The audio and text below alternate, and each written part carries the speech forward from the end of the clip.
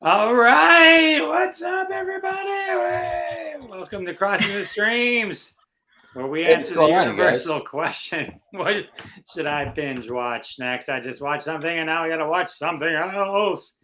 Oh, we've got a great show for you. We got the return of Zack Wiseman. It's so exciting for our Halloween episode. This is episode 131. Which is a spooky number in Halloween. I don't know. Okay, let's kick off with the theme song, and we'll let Zach kick it off. We lost Zach. We'll let Marcy kick it off. Hi, here's a story of some lonely fellows who spend way too much time watching the TV. All of them have jobs and friends. Well, not really. Just between you and me. Sal. They made a live show out of their hobby. Every TV watcher's TV watching dream. Jeff and Ron and Sal and Bob, and then there's Marcy. They call it Crossing Streams. And then one day they went live on all the platforms. You could hear the people laugh and shout and scream. Still can't find another word that rhymes with platform. But man, we cross those streams. Everyone but Zach. We cross the streams. We cross the streams. That's the way we do it here. We cross the streams. Hey, Jeff, I'm not hearing any music or song or anything. Yeah. You know that? I don't know if you know that. What do you mean a music or This song? is our acoustic Halloween. Yeah, it's Acapulco. Acapulco. There's never music. It's always acapulco. I don't know why I thought it was music too. Where's the Brady Bunch band? I thought there was like music and stuff. I don't know. Yeah, when we start the show. I mean, we're like, woo! Oh, you couldn't hear? There was no music? No, there was no music. There's no music. Your theme song. It sounded like it was like COVID and bad. Yeah, we lost Zach. Lockdown. Wait, that's Zach's gone. You can't hear that? You can't hear that? We can't hear any of that. Is this like your idea for a Halloween episode or what? Yeah, it's scary. Oh, you can't hear that music right now? No. Now, Marcy, you're all dark now. What's going on? Did Zach get killed off the show? I'm fucking prepared. Uh-oh. Am I going to go now? What is happening? That was just a test. That's weird that you can't hear the music. No, we have was no definitely music. playing it. Our Halloween episode is starting out to be pretty spooky. We lost Zach. Should we be concerned? I don't know. What do you think something happened? Let's see who's in the comments. Hey, what's up, Jerry? Welcome to the holiday episode 131. We're gonna let Zach see if we can catch up. I don't know. We have a spooky start here to the. Yeah, I don't know. I don't know why the music. Oh no, you still can't hear that? No, I don't hear nothing. It's weird. So crazy. Huh. Our spooky episode. It's so weird. We've never had anything like this before. It's Patrick Swayze. Our production is immaculate. Why didn't I think The production team here at Crossing the Streams is unbelievable. Yeah. Unbelievable. Let's see, I'm trying something real quick. There we go. All right. Well, Crossing the Streams, Halloween episode. So we were going to cover some Halloween stuff. I don't know. I guess I don't know where Zach ended up. No, I don't know. We'll have to. He'll chime in. He'll come now. He's not in Colorado anymore. Oh yeah, he moved to South Carolina's internet connection. Oh, I did. Huh. You know what? There was one thing. We famous guy. We lost Richard Roundtree passed away. Shaft. Oh, Shaft. Wow. Did not know that. Yeah. Didn't see that today. And then also, just so everyone knows, Zach's back. We haven't read these in a while, but the just the rules for the show. Technical issues, drink. So everyone needs to drink. Everyone should be drunk. Yeah. If we have to ask what platform our show is on, you got to drink. If we put you on the screen, drink. If we forget somebody's name or something, drink. So, all right, we got Zach back. All right, we got. Boo. What's up, Zach? Just real quick. Sorry. He's back. Yeah, I just want to say last week we talked about the year between Jake Paul, Untold, Delirious, and Frasier, which the reboot's out. I don't know if anyone's watched it, but I've watched it. And this week we're going to talk about some scary movies. We are talking about, we are talking about Get Out, Nightmare on Elm Street, Friday the 13th. Those are the ones we're going to deep dive into. I do want to say that I would have normally said, oh, this would have been a perfect opportunity to watch Poltergeist, the original Poltergeist movie. Why, have you not seen it? No, I have, and I'm still scared from it to this day. That movie is terrifying. I have never rewatched it. It is. I don't think there's a movie I haven't seen it in years. I don't want to.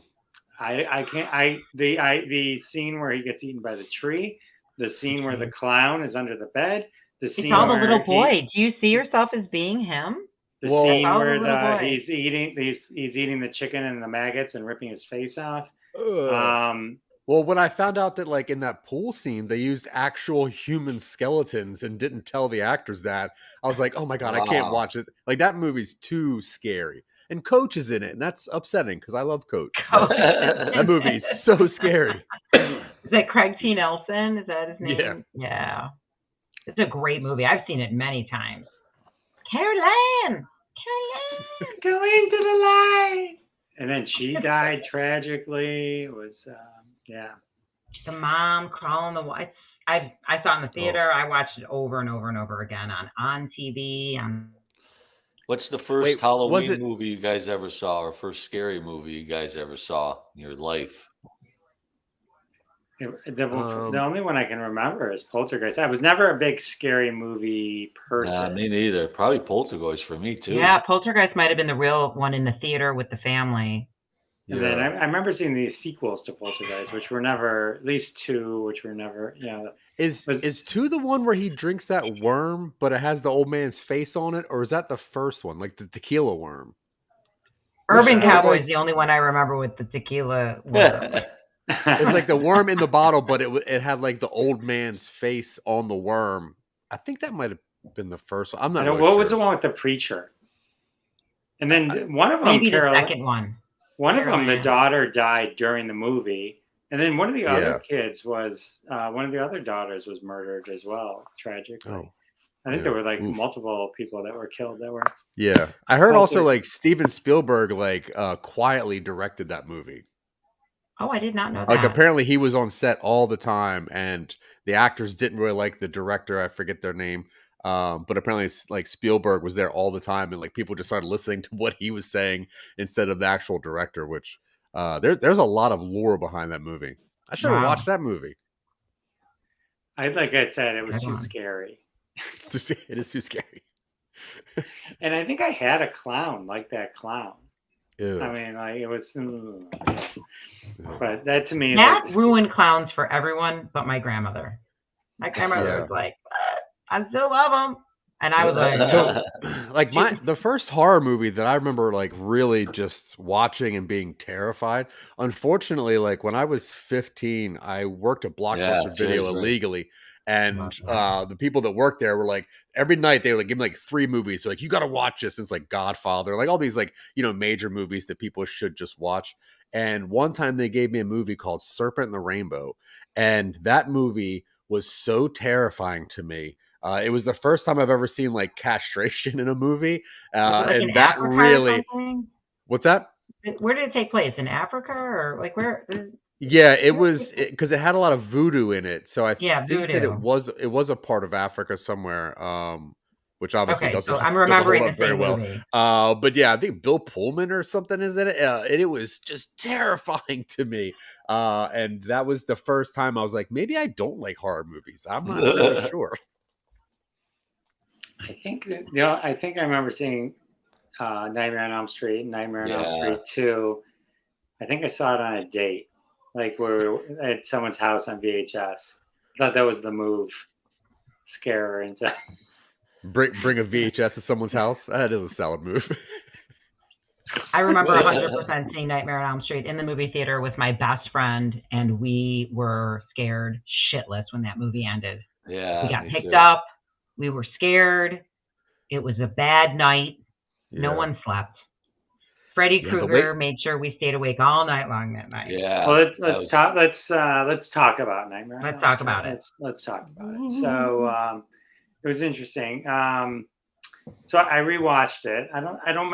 Like I said, I probably saw it in high school, so 10, 5 years ago. And uh, so it came out in 1984. It's a Wes Craven movie. So, he's the king of that. And it's a terrifying movie that delves into our dreams.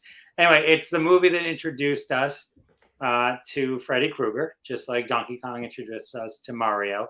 This is a movie that introduced us to a character that became pretty much very entrenched in pop culture. So what is the movie about? It's just basically a very common horror film. Have a bunch of teenagers realize slowly that they've all been having the same terrifying dream. And then there's the realization that Freddy Krueger, who haunts your dreams, can kill you in your dreams. And if you die in your dream, you will actually die in real life. So is that where that came from? Those are the rules. Is that where that whole idea came from, though, this movie? I can't think of one before this where it was fear and dream based. What about the Dream movie, Dreamscape? That's the only other movie I can think of. No, I bet that had the same kind of rule. Remember with Dennis Quaid, Dreamscape? I don't know. Yeah, Dreamscape. Dragon. This movie has is one thing this movie is known for. It is the film debut of which famous actor? Johnny Depp. Oh, Johnny Depp, of course. As Glenn, who has the most gruesome death in the movie, like geysers and geysers of blood. Like that was the best part of the scene where they're like, "Where's the coroner or whatever, the guy?" And he's like, "He's in the bathroom throwing up."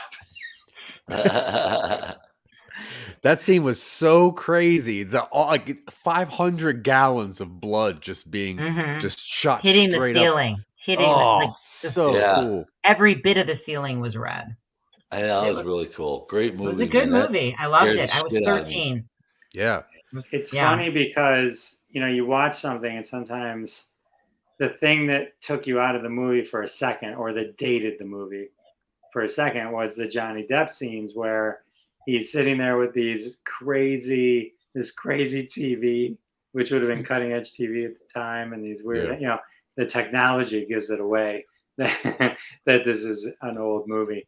But it's interesting, like when you think of the Freddy Krueger that became the, sharp talking, funny, dark humor, confident character. It was not that character yet. It was, it definitely evolved over the movies. And there were many, many, many movies. There were 9, including the remake. So, wow. And then, I'd say 7 movies. There were 6 Freddy movies. Then there was the New Nightmare, which was sort of the meta horror version of it that kind of played like the movies were part of, it's kind of mixed it all up. Then Freddy, if you count Freddy versus Jason, and then there was a Nightmare on Elm Street remake in 2010, which was, a mistake. But at the time, an actor was pretty popular, so they thought they'd jump on it. So, it was good casting. Yeah, it was definitely. It's just it's hard to replace somebody who's Robert Englund. Who I will always love from V as the nice alien from V, but played this character Freddy Krueger just so well. I mean, it's hard sometimes to take it. Like he is that character. So sometimes when somebody is the character, it's like it's different. Like if it's James Bond, it's a book. It's a literary thing, and someone can come in and do an interpretation of that art. But Freddy Krueger was basically he invented the character. I mean, it was. I mean, Wes Craven did, but it was his character, and so just to have someone else kind of come in. But it's funny when you watch it because some of the '80s kind of effects were a little funny, you know what I mean? But to watch, but it's a horror film. It definitely holds up in terms of that. The only thing that really was slightly disturbing was you're listening to this very loud sex scene of the and then you find out she's 15. It's like the loudest. So it was like that was the only thing I was just like, okay, but Did you watch the unedited version or something? No, you don't even see it. It's just you hear it. Yeah. Oh, you're in the other thing, and it's just like, I'm not doing it, but like that's what I sound like. But this movie was a massive hit. I mean, it cost almost nothing to make. Right. It returned 20 times the budget. It was based on a series of articles of mysterious deaths that people literally just, no one knows why, but they died. They stayed awake and then eventually died when they finally went to bed, went to sleep, from some horrific things that were happening in their dreams. So it was all kind of based on that story. So I always loved the her mom explaining the story. Like, you don't have to worry, honey, because your mom and her friends, they took care of Freddy Krueger. I love when she tells that story, drinking vodka out of the freezer. Am I right? Am I remembering? I haven't seen it in many years, but the mom explains, like, you don't have to worry. We killed him. We took care of this. And it's always the kids going, you don't even know how to program the VCR, Mom. He's still here.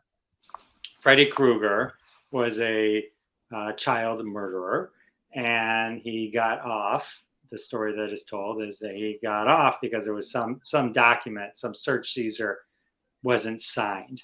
And so he gets off on a technicality. So the parents take it upon themselves to burn him to death and murder him, which is why he's all burned up and all that kind of stuff. And now he is exacting revenge by coming into the dreams of these folks. So I love how it's put on the parents. The parents. Yeah, I don't know how it ends.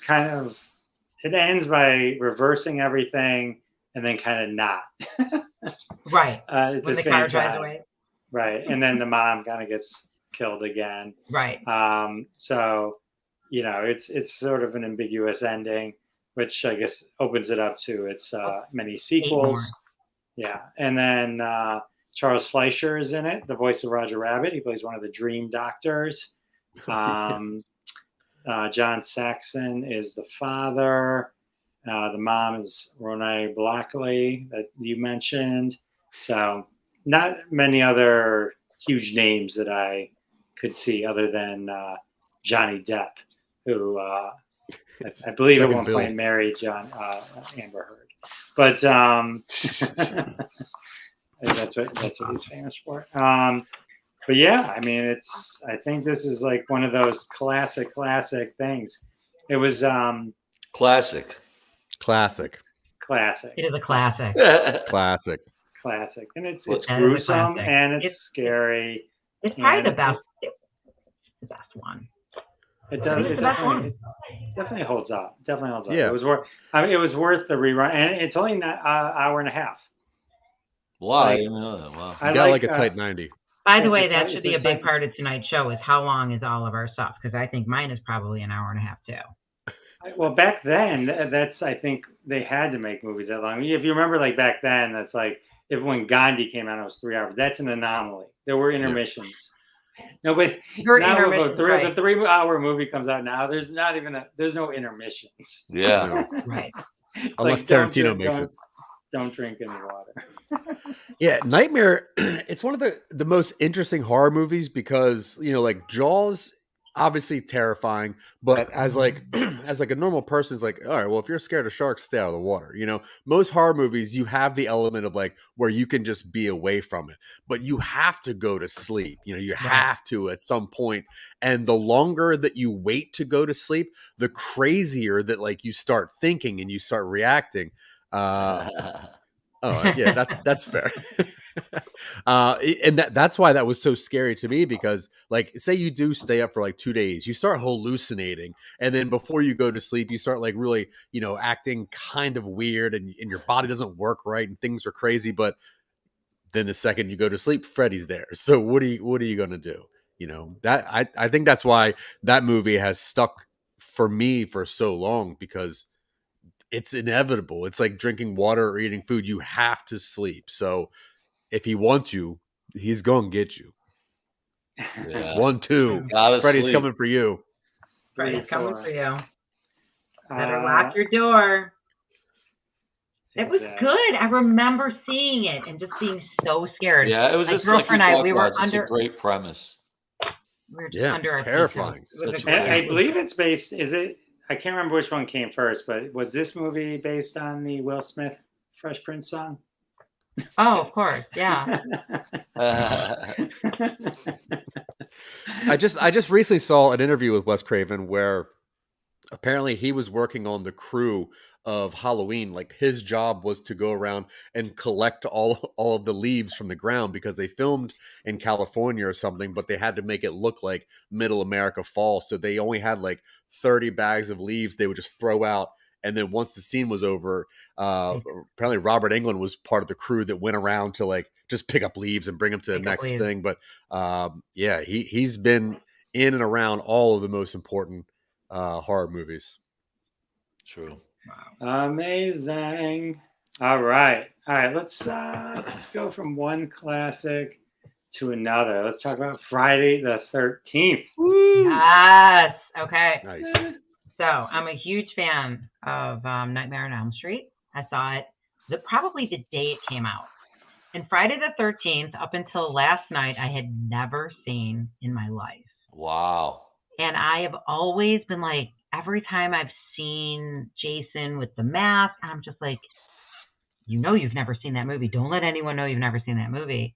It's crazy. And the only other movie that I feel the same way is Spinal Tap. I've never seen it. It's so embarrassing. So I watched Friday the 13th last night. And I watched it again today because I fell asleep during it last night. So I freshly just watched Friday the 13th, like at 7 p.m. because I don't procrastinate. So Camp Crystal Lake is cursed. This movie is it is a classic thriller, Halloween, slash and whatever. Okay, so I'm such a huge fan of Nightmare on Elm Street. So we talked about Johnny Depp. Do you know who the Johnny Depp is in Friday the 13th? It's Kevin Bacon. Did you know that Kevin Bacon is in Friday the 13th? I did not. Until I was like, is that Kevin Bacon? Is that Kevin Bacon? I think that's Kevin Bacon. He is probably 17 or 18 years old. And his character Jack is with another, who cares what her name is? She's no one. Her name, Janine Taylor. We don't know who she is. She didn't make it. But her character's name is Marcy. So Marcy and Kevin Bacon, which is my 6 degrees of Kevin Bacon, we were in Friday the 13th together. And we both get slashed and murdered. So this is a classic movie that you would think, being 52 years old, that it's about this killer named Jason. And the original movie, it tells a story about a summer camp and how teenagers are being killed violently, by the way. Like, literally, I'm like, oh my God. Like, it came out in 1980, and it's really gross. I mean, Kevin Bacon, the knife comes up through the mattress of his bed, through his chest. Yeah. And it's just freaking, and I'm like, oh my God. Oh, by the way, I was supposed to do this. Hold on. I got a knife. See, this is for the Halloween episode. I didn't hear. So anyway, I did have all this prepared. So Kevin Bacon and no one else we know. But the best thing is it's not about Jason. It's the story about a child who drowns at a summer camp and how angry his helicopter mom is. It's the helicopter mom that's the killer during the original Friday the 13th. You don't even get a hockey mask. This doesn't even show up until I don't know when, because I've only seen one. But Pamela, his mother, is the killer. I'm just going to tell you that right now because I'm the only one who's never seen it. So I just want to say that Jeff Dwoskin and I met at a summer camp, which was very similar to Camp Crystal Lake. But rather than being scared of serial killers, we were scared of anti-Semitism. I mean, it was almost the same thing. It's not scary. We didn't worry about Jason and all that, but this was lightly based on a true story of some teenagers that were killed at a camp many years ago. Anyone that had any involvement with creating this movie says that's not true. I, however, think that it is. But actually, I mean, you should all just be afraid of helicopter moms, because that's what this movie's about. A really angry helicopter mother who wants revenge for her child who drowned at a summer camp and comes back to kill 9 other people. Wait. There's no hockey mask in this movie? Yeah, maybe I haven't. So. Maybe No, I haven't it's seen not. it. There's no hockey mask. Isn't it on the poster? No. On the original? No. The poster just says Friday the 13th. And it's very bold, very cool. Like at the beginning of the movie, it's just the date. Oh. Well, I know if you look it up now, I think the imagery is the one that you showed. Yeah, I did. I don't think that there's a scene because he's so young. It's about the mom. Yeah. She's livid that you're opening this camp again. You know, this camp is cursed. All the locals know it's cursed. They warn everyone. They're like one girl, she's like, "Hey, can I hitch a ride to camp?" And he's like, "You don't want to go to camp. Let me touch your ass a little bit." By the way, very inappropriate. Women are groped in the 80s. He's like, "Let me help you into the truck." And I'm like, whoa. Yeah, I mean, like, movies are different now. But so he's like, that's the poster. Oh, yeah, I guess wow. No mask. That's a good poster, though. They were warned. They are doomed. And on Friday the 13th, nothing will save them. It was a memo. It was okay. It's not my favorite. I'm glad I finally saw it. I don't remember that poster. I don't know. That's so funny. I mean, it's like so old. 1980. Yeah, it's crazy. 23 years ago. And I just saw it for the first time. Thank you. And it was so it was on Max. It was so scary that you fell asleep in the middle of it. Well, because I started it too late. It's okay to fall asleep during that one. You can't fall asleep during Freddy. Exactly. No, because you could die for real. You could die. I know better. Exactly. So when does all right? So that's the interesting thing. So the mother, we're supposed to believe that the mother is able to do all these murders, but then when does so if Jason, who is an adult man, big giant adult man in the other movies, but he dies as a child, so we're just supposed to believe he grows up. He drowned. So the very end of Friday the 13th original, the girl, the one survivor, you know how at the end of Freddy Krueger, you think they've all survived, and then the car closes really tight and they drive off. Yeah. Remember that? Mm-hmm. Well, Friday the 13th does the same thing. The one Scary. The very end of the movie, the girl is in a boat. She's like, "I'm the one survivor. Do I win $1 million?" And then Jason comes out of the weird looking, like he's been in the water, and grabs her on the neck and pulls her into the water, and then the movie ends. And that's how they do it. And they're like, "We'll be back with 8 more." Right. Man, that series of movies goes off the rails. Yeah. And I've seen 1 so far. Yeah. So this is starting my new series, Friday the 13th. I think at some point they had to like electrocute him to bring him back to life. Like they stabbed him with like a pole, and then he got shocked. Those movies get crazy. Yeah, because they make money. I think Paul Rudd in one of them? Really? Or is he in Halloween? Yeah. It's part 4. He's in part 4 of either Friday or Halloween. I forget. See, we should have a Paul Rudd themed night. Oh, we should. I'll do Clueless. Well, then I'll do Friday the 13th 5. Or Friends. He's in Halloween. He's in Halloween part 4. Okay. Wow, that'd be torture. There you go. Put it on the calendar, Jeff. That is a very bad one. I think if he really hates someone, we'll make him watch Quantum Medium. Hey, what a boring movie. Oh my god. Maybe he'll even come on the show. Maybe. All right, that was awesome. All right, so at the end, so the mom's the killer, but at the end they sort of expand the mythology by having the son who died. Yeah, he looks like he just escaped from Lord of the Flies. He was like, I'm from Lord of the Flies, and now I'm in Friday the 13th. And he jumps out of the water and pulls the girl back and cuts her, and then they go to the credits. I guess the beginning of part 2 is when he grabs that mask because he's just ugly and doesn't want to get bullied anymore. All right. Cool. All right. That was awesome. Very good. Very good. Thumbs up. Thanks, Marcy. You're welcome. RC. All right. Let's do our final show. We're going to Get Out.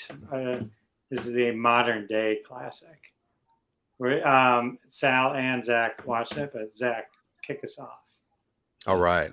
So I watched this movie when it came out. I have an affinity for first-time directors because usually that can be like just it's been a culmination of all their art put to film, or it's just a disaster. So when I found out that Jordan Peele was making, and I've only really known him as a comedic actor, whatever. If at all, actually, I'm not even sure if I knew him at this time, but I just knew it was a first-time director making what I found out later is an elevated horror movie. And that was exciting for me because I don't know what that means. So you go into this movie and you watch it, and it is just a stunning, beautiful culmination of someone's trying to tell you a story while also giving you just tidbits of every other horror movie that you love and has ever seen. So yeah, it came out in 2017, directed and written by Jordan Peele. It stars Daniel Kaluuya, which you probably know from Black Panther. He also was in the Judas and the Priest movie, which is really good. But this was his, just his debut. This really kicked him off for being everything. Also, Allison Williams, which was in Girls, also recently in Megan, that terrible Peter Pan movie, or you might know her from her dad, which is the guy from To Catch a Predator. And also stars Bradley Whitford, who obviously was in West Wing, Cabin in the Woods, and also Billy Madison, which is great.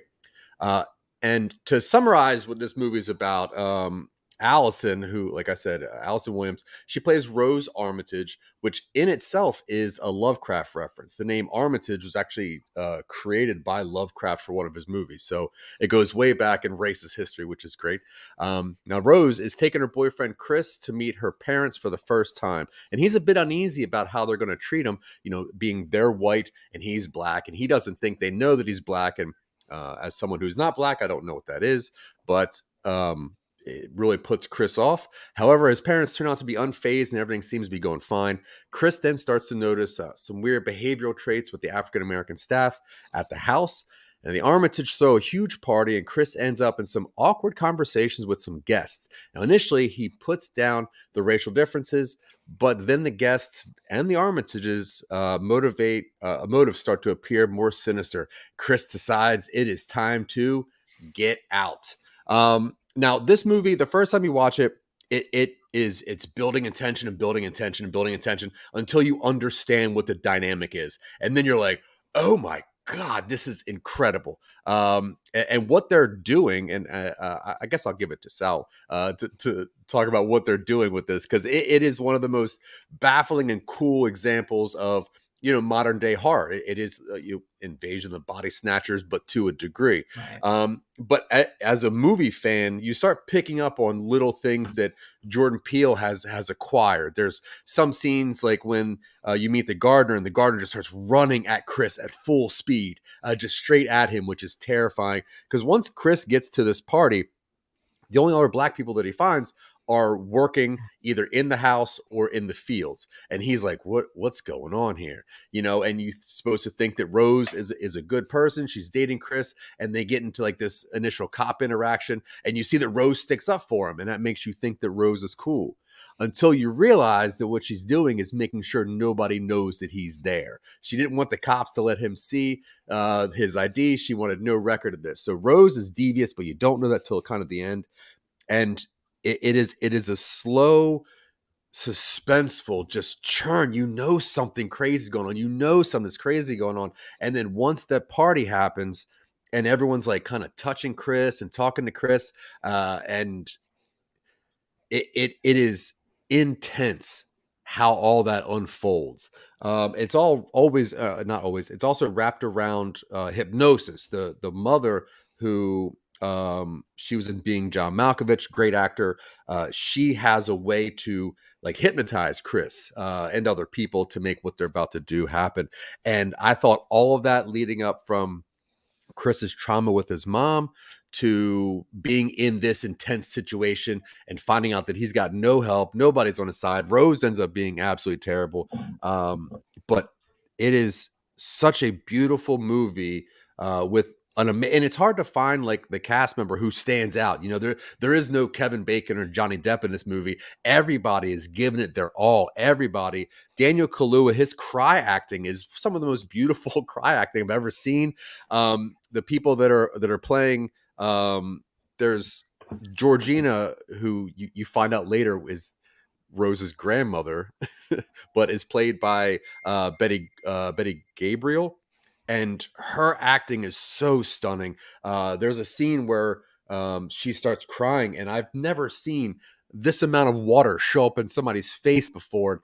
Every single actor is giving it their all, and it only just culminates in such just a beautiful example of what horror should be, of what a different culture and how they see the world and the things that mean something to different cultures in this, you know, this time is so beautiful when it comes down to it. You know, obviously I'm a Caucasian male, so I don't know what it's like to live other cultures. But when I found out what they were doing, I was so angry and I was so upset for Chris. And I started realizing, man, it sucks that maybe people are like this. And just the imagery and having the cast that they did, you know, having like deer represent the Black community and how they look down on the deer because they're invasive and they're coming in. But then when you get in the house, you see all the deer heads everywhere and you're like, oh, this is some pretty interesting symbolism.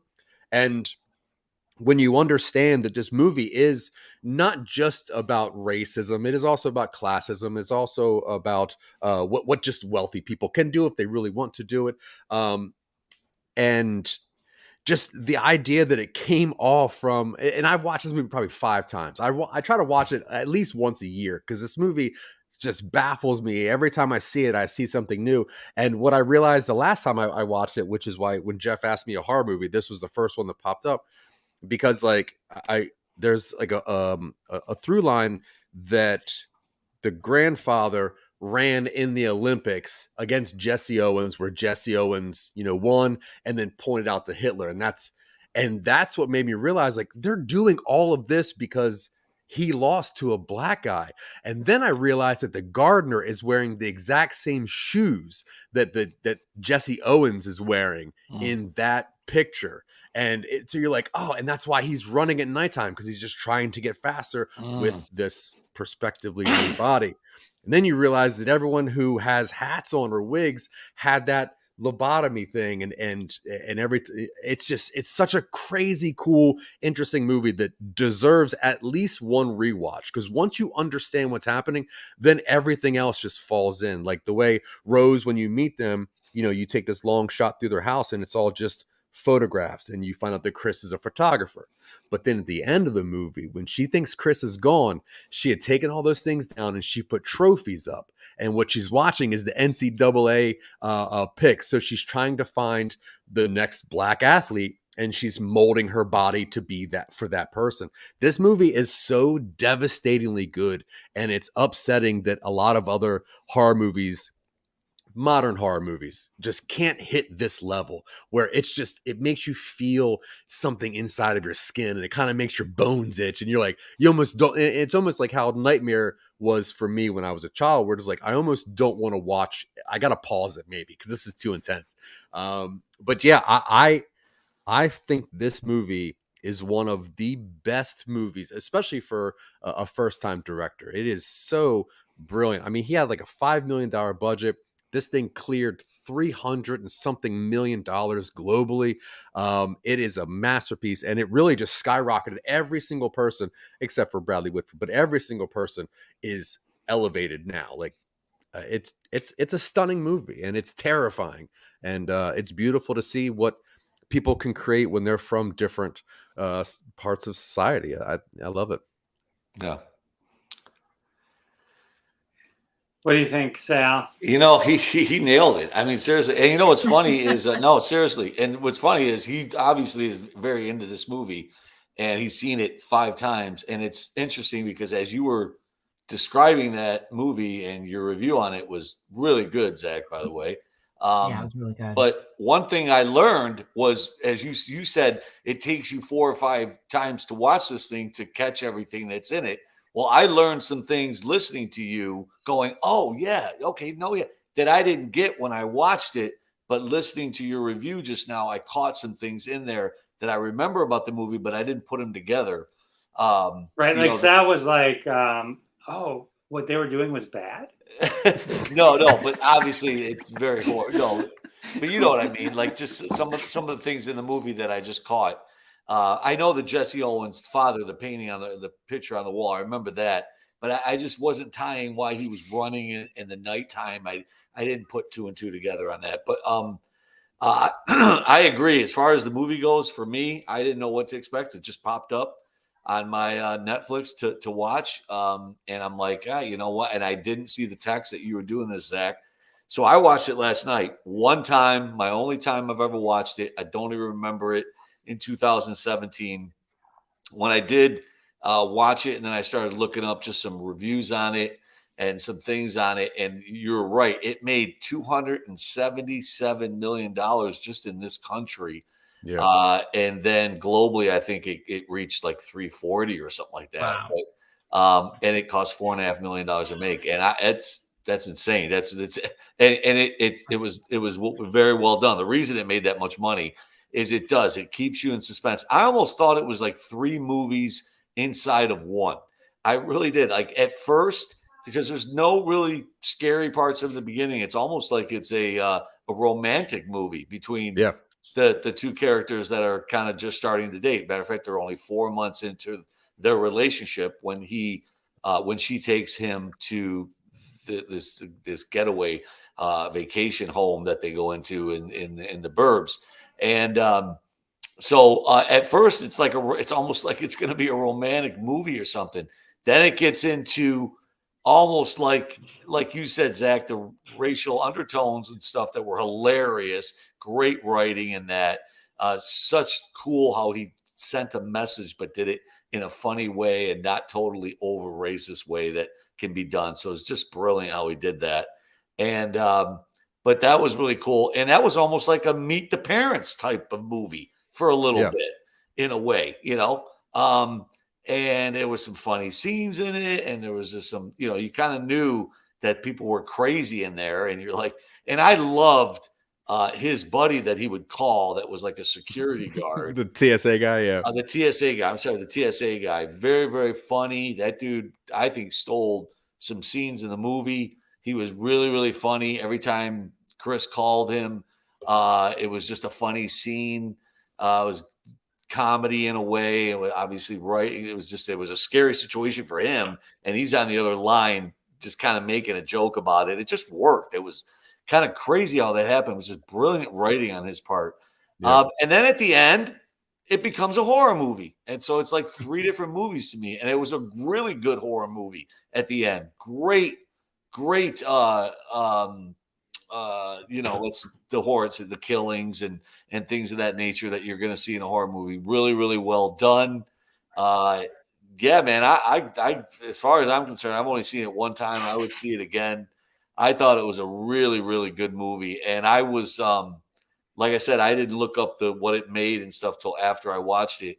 And when I saw what it made, I was like shocked because I knew it was good, but I didn't know that it was that world renowned and how it's just stuck with people. But it is a very, very good movie. And like you said, good acting. I mean, you gotta remember when you do a horror movie, you got, you know, obviously there's scenes where you're getting the shit kicked out of you or killed or whatever. You're crying. It's amazing how these guys do that. You know, you can't hide an actor in a horror movie. It's going to be tough. So they're all really, really good actors in this. And I thought they all did a very nice job. And I thought he did a nice job directing it, the editing and everything, like the shots, the camera shots and all that kind of stuff was really, really good in this as well. Yeah, I enjoyed it. Yeah, I mean, these characters are so fully fleshed out. Like by the end of the movie, you know so much about Chris, his mom, the fact. Has everyone seen this movie? Everyone on the So panel? good. Love. Yeah, I love this movie. Yeah. Yeah. Loved So it. like, Chris's mom and the fact that he was just sitting there watching cartoons instead of doing anything. And you could, and when you watch the movie and you start really trying to get into it, you really try to figure it out. The fact that the mom uses that spoon in the teacup to kind of hypnotize him to get him into the thing, you have to think for a little bit, like, if a kid is just sitting there and a kid doesn't have parents to feed him and they're just watching cartoons, most likely what they're going to do is eat cereal, right? Most likely, which could be the sound of him scraping the cereal bowl when his mom was doing the thing. And then you look back and Allison is eating cereal, at the end, but she's drinking the white milk through the chocolate straw. And you're right, Sal, like the way that they portray racism being so ridiculous, and the fact that he would have voted for Obama a third time, which I'm sure a lot of black people have heard, and maybe white people think that's a nice thing to say, who knows. But Bradley just playing all of those subtle things, like, oh, I got this when I was on a tour in Africa, and he's like, it's just a privilege to be able to take people's culture, and it just, you're like, oh, oof, oof, Yeah. and then when not to give it away, but if you haven't seen it, please watch it. But it is 5 years old. So what they do is they have an auction. And that's what the whole movie is culminating to, an auction where they're auctioning Chris's body off. So these white people have found a way to put their brain inside of another body. So the whole part of this family function is actually all these people just kind of sizing Chris up and looking at him and being like, oh, I think I want to be this person. And all the wives are like, so how's your sex life? And all the guys are like, so what's it like being a black person in America? It's just so creepy how they're doing it. And then, and then the blind guy wins. And the blind guy really wanted a good photographer, but he just thinks that being inside of somebody's body can make you a better photographer when it's your experiences and what that visuals mean to you. So yeah, I mean, all of it is just so well done. And Sal, I completely agree. Like, it starts off, you're like, oh, this is a loving couple. What's happening? Like, ooh, meet the parents. That's going to be a little awkward. And then it gets to, oh, this is really kind of bad. And then, death by deer head, and it's crazy. And I agree, the TSA agent was such a great addition. And Jordan Peele said in interviews that was his the guy from The Shining moment, where like you're watching this whole movie and then out of nowhere there's just another man out there who's like, I think I can save the day. And that was a reference to one of his favorite horror movies. So it is from a filmmaker to a film fan telling so many stories, and even Jordan Peele said when Chris falls into the sunken place, like he says, that's what a lot of, Black Americans feel, is that, they can see what's happening. He can see that TV happening, but he can't be heard. He can't be seen. He can't even make his own movements. Someone is telling him what to do. And he said, Jordan Peele said that that's what a lot of the Black experience is. We get to, be in the theater, but not on the screen. And when you watch the movies that he's made after that, that is a consistent move that he's making. The movie Us is beautiful and terrifying. And then recently that Nope movie came out, and that was such a crazy, like, creature horror, which is super well done. But see that yeah, one. He has impressed me completely.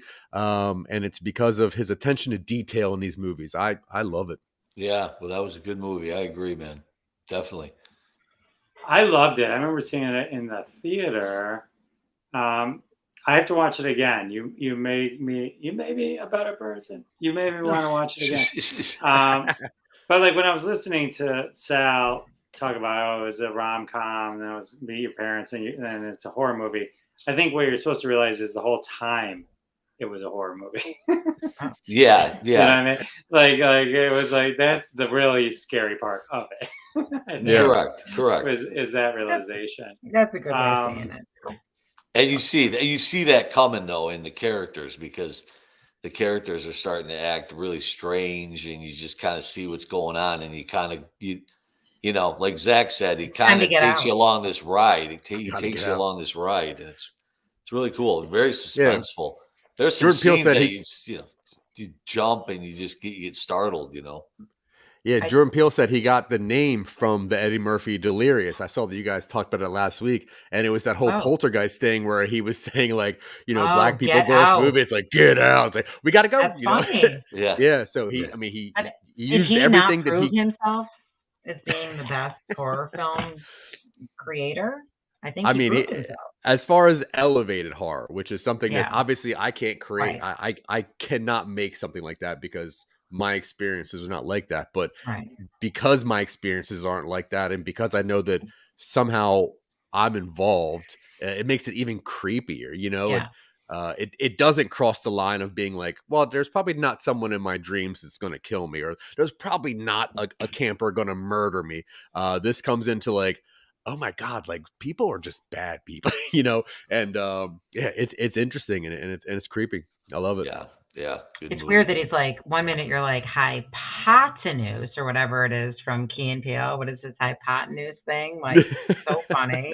Yeah. And now he's like the best, like, horror film creator, and you're like blown away. But wait a minute, his comedy is so right on. Like, I can't get enough of Key and Peele. I can't get enough of it. Let's be happy that Jordan Peele got the writing of Keanu out of the way. True. Yeah, that movie's not that great.